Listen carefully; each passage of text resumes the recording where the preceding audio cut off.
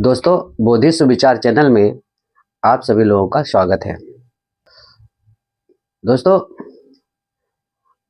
आज का वीडियो हमारा जो है वो हिंदू राष्ट्र के विषय में रहेगा।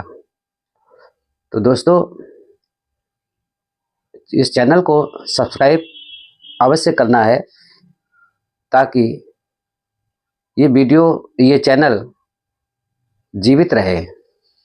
यदि चैनल आगे बढ़ता जाएगा तो हम आपको जो सच्चा इतिहास है इस देश का, उसके विषय में नए नए वीडियो लाते रहेंगे। इसलिए दोस्तों, वीडियो को सब्सक्राइब करना बहुत आवश्यक है। इस चैनल को सब्सक्राइब जरूर करें। जिन लोगों ने सब्सक्राइब नहीं किया है वो सब्सक्राइब अवश्य करें। तो मित्रों, आप जानते हैं कि हमारे देश का नाम भारतवर्ष है। आजकल कुछ ऐसे लोग हैं जो भारत शब्द उनको अच्छा नहीं लग रहा है और वो इस देश का जो नाम है वो दूसरा करने का ये बातें करने लगे हैं। जैसे वो कहते हैं कि हम हिंदू राष्ट्र बनाएंगे। आखिर मैं उन लोगों से ये जानना चाहता हूं, या आप सभी लोग जानना चाहेंगे कि यदि भारत है, इस देश का नाम है, तो इसमें बुराई क्या है। सबसे पहले तो उनको ये चीज को बताना चाहिए, भारत के निवासियों को, कि इसमें बुराई क्या है। जो बुराइयां हों, अगर भारत शब्द से उनको दिक्कत हो रही है तो उनको स्पष्ट करना चाहिए। दूसरा पहलू ये है कि यदि वो हिंदू राष्ट्र बनाना चाहते हैं तो हिंदू राष्ट्र की वो अच्छाइयां भी बताएं जो भारत में नहीं है। उन्हें अच्छाइयों के विषय में अवश्य हमारे भारत के वासियों को बताना चाहिए। वैसे हिंदू राष्ट्र बनाना क्यों चाहते हैं? हिंदू राष्ट्र में उन लोगों को दिक्कत, इसका नाम भारत है तो उससे उनको दिक्कत क्या है? आप देख रहे हो कि 90% संसाधन इस देश के उन्हीं लोगों के पास हैं जो हिंदू राष्ट्र बनाने की बात करते हैं। 10% संसाधन जो भारत के मूल निवासी हैं, ओबीसी हैं, एससी हैं, एसटी हैं, इन लोगों के पास है। तो इन लोगों के पास कुछ है भी नहीं, फिर भी वो भारत शब्द से उनको काफी परेशानी हो रही है। जब कहीं भी सुनो तो हिंदू राष्ट्र की बात करते हैं। बेसिक आधार पर यदि हम देखते हैं कि हिंदू आखिर है क्या, हिंदू शब्द में आखिर ऐसी कौन सी बात रखी है जो उन लोगों को अच्छी लग रही है। वैसे तो सत्यार्थ प्रकाश में कहा गया है कि जो दयानंद सरस्वती की पुस्तक है सत्यार्थ प्रकाश, उसमें तो उन्होंने कहा है, जो ब्राह्मण ही है, उन्होंने कहा है कि हिंदू शब्द का अर्थ ही गुलाम होता है और ये मुगलों ने हमें एक गाली के रूप में दिया है, इसलिए हम इस हिंदू शब्द को नहीं अपनाएंगे और हम हिंदू नहीं हैं। इसलिए उन्होंने आर्य समाज की स्थापना की थी। फिर भी हिंदू राष्ट्र बनाने की बात ये लोग कर रहे हैं। आखिर इनकी मंशा क्या है?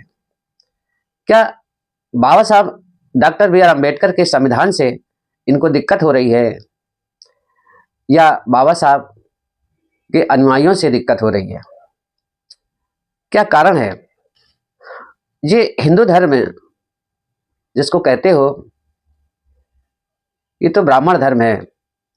सिर्फ नाम के लिए हिंदू धर्म कहा जाता है, लेकिन ये ब्राह्मण धर्म ही कहेंगे, क्योंकि हिंदू धर्म के कोई शास्त्र नहीं है जो हिंदू धर्म के नाम से हो। सभी शास्त्र जो है वो ब्राह्मण धर्म के ही हैं और सभी ब्राह्मणों ने लिखे हैं। वैसे वास्तविक तौर पर अगर देखा जाए तो ये देश भगवान बुद्ध का है। ये भारत अशोक सम्राट का है, जिन्होंने इस देश को अखंड भारत बनाया था। इस देश की सीमाएं ईरान तक थीं। इस अखंड भारत को इन्होंने खंड खंड कर दिया और हमारा देश अब छोटा हो गया है। इसके बाद भी इन लोगों का मन अभी जैसे लगता है कि नहीं भरा है। 1000 वर्ष की ये गुलामी भी जो है हम भारत के निवासियों को दी है, फिर भी मन नहीं भरा हुआ है। और हमें लग रहा है कि ये पुनः जो है भारत के मूल निवासियों को गुलाम ही बनाना चाहते हैं। और इनका इरादा भी है यही है कि इस भारत को और भारत के टुकड़े टुकड़े और कर दिए जाएं, क्योंकि ये हिंदू राष्ट्र के नाम पर ब्राह्मण धर्म बनाने की इनकी मंशा है। कहते हैं कि भारत विविध रंग के फूलों का एक गुलदस्ता है और इस गुलदस्ते में भाई यार एक फूल अगर हो तो गुलदस्ता की शोभा उतनी नहीं बनती है। जब सभी फूलों का एक सामंजस्य होता है, कोऑर्डिनेशन होता है, तभी गुलदस्ता वो अच्छा लगता है। ऐसा मैं साथियों गलत तो नहीं कह रहा हूं। यहां पर हम ये कह रहे हैं कि SC ST और OBC ये वास्तव में तो सभी बौद्ध हैं। बाय डिफॉल्ट इनको हिंदू कहा जाता है।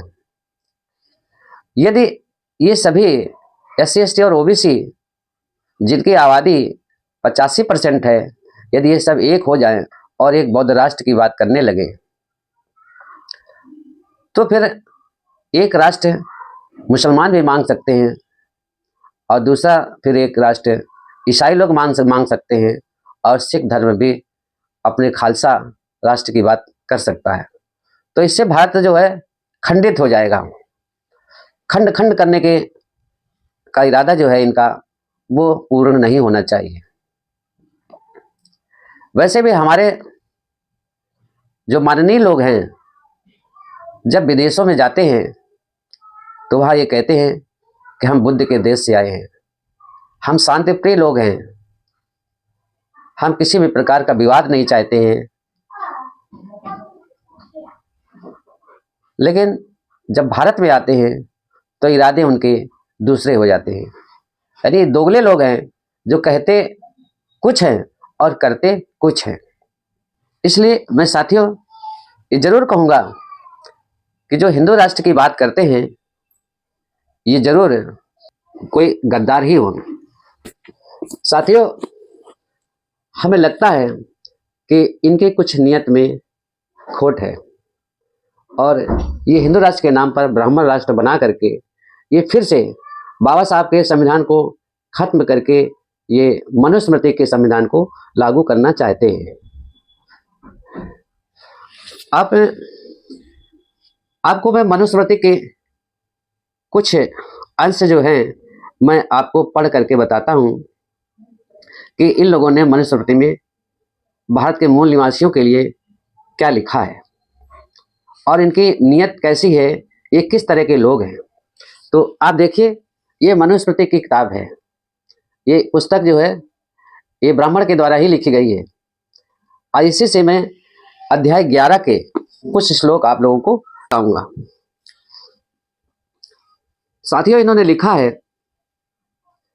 कि श्लोक संख्या अध्याय 11 के श्लोक संख्या 3 में इन्होंने लिखा है कि इन द्विजों में श्रेष्ठ ब्राह्मणों को दक्षिणा सहित अन्न दान देना चाहिए और इससे भिन्न ब्राह्मणों को वेदी के बाहर सीधा अन्न को देना चाहिए।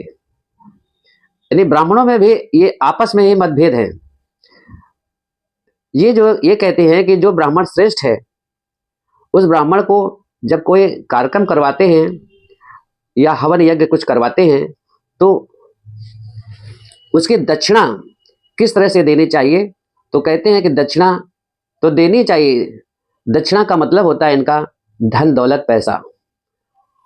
तो उसको उसके साथ साथ अन्न दान भी करना चाहिए और इन ब्राह्मणों का दान वेदी पर ही करना चाहिए, जहां पर वो पूजा पाठ करवाते हैं वही दान करना चाहिए।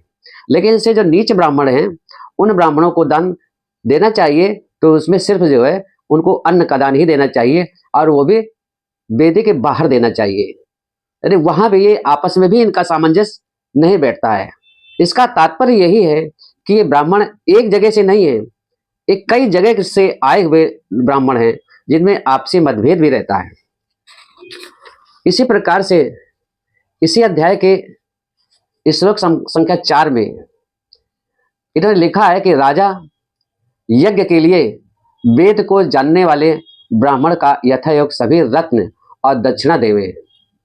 तात्पर्य यह है कि इनको भीख मांगने की एक आदत है और ये राजा से भी वही प्रश्न करते हैं कि रत्न दे हमें, यदि हीरे जवाहरात इतना धन धन दे राजा कि राजा भले गरीब हो जाए, इनको मालामाल होना चाहिए, इनकी यही नियत रही है।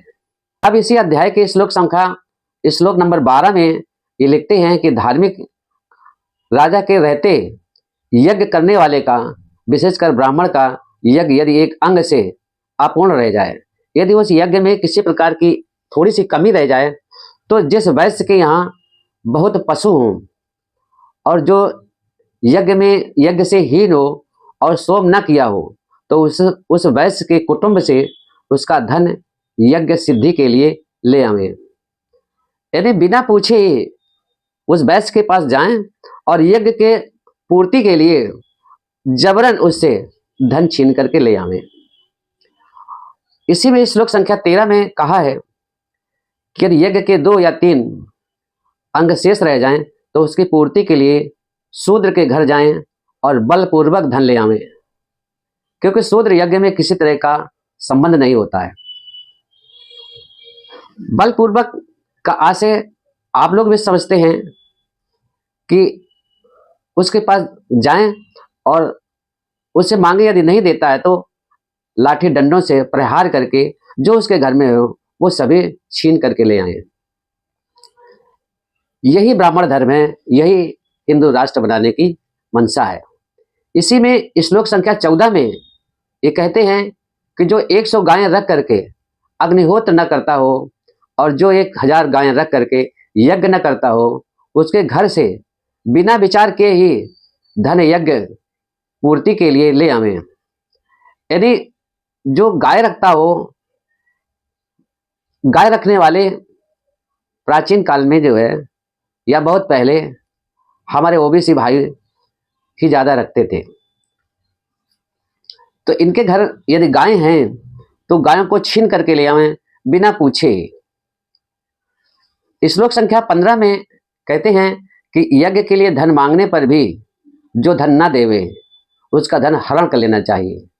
इससे हरण करने वाले को यश धर्म दोनों की वृद्धि होती है।